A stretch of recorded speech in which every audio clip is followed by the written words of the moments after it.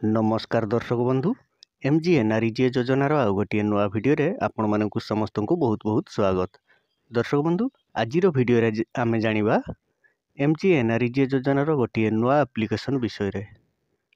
गोटे नुआ एप्लिकेशन आसी जाइछि जो एप्लिकेशन द्वारा आपणकर जॉब कार्ड लिस्ट बा एक्टिव जॉब कार्ड डिटेल्स आपण चेक करि परिबे, ऑनगोइंग वर्कर लिस्ट आपण चेक करि परिबे एवं कंप्लीट होइतिबा कार्यर लिस्ट मध्य आपण चेक करि परिबे।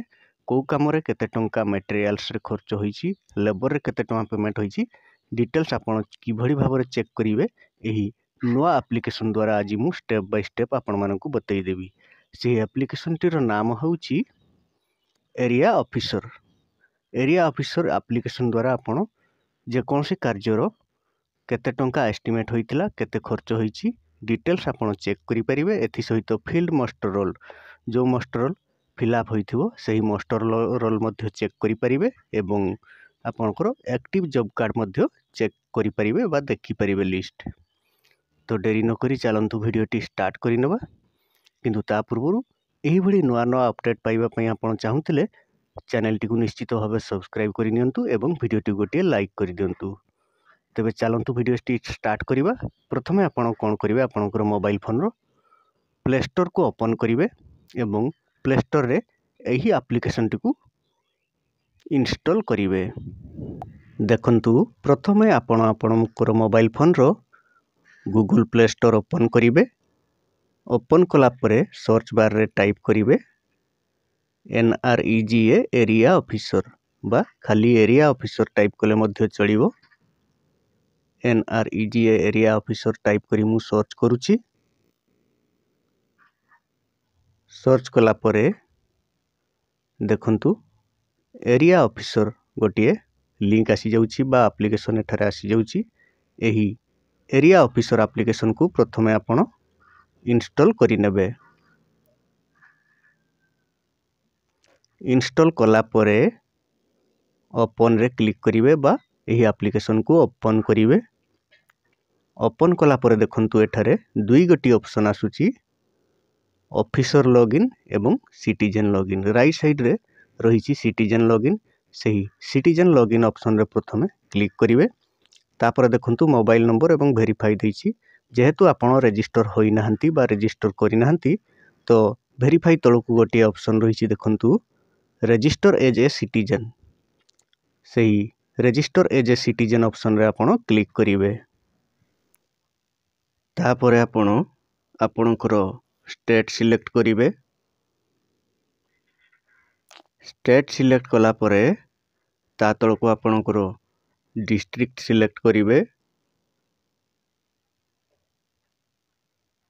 तापर आपणकर ब्लॉक सिलेक्ट करिवे।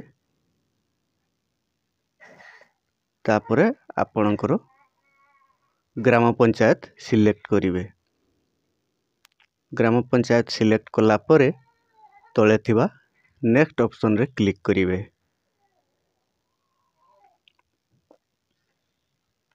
देखंतु नेक्स्ट रे क्लिक कला परे एठारे आपण मेल की फीमेल सिलेक्ट करि देबे। ता तळकु आपणकर पूरा नामटी एंटर करिवे।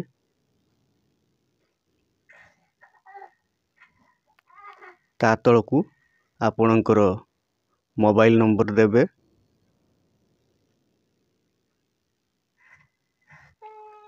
तापरे आपणकर जीमेल आईडी दे देबे।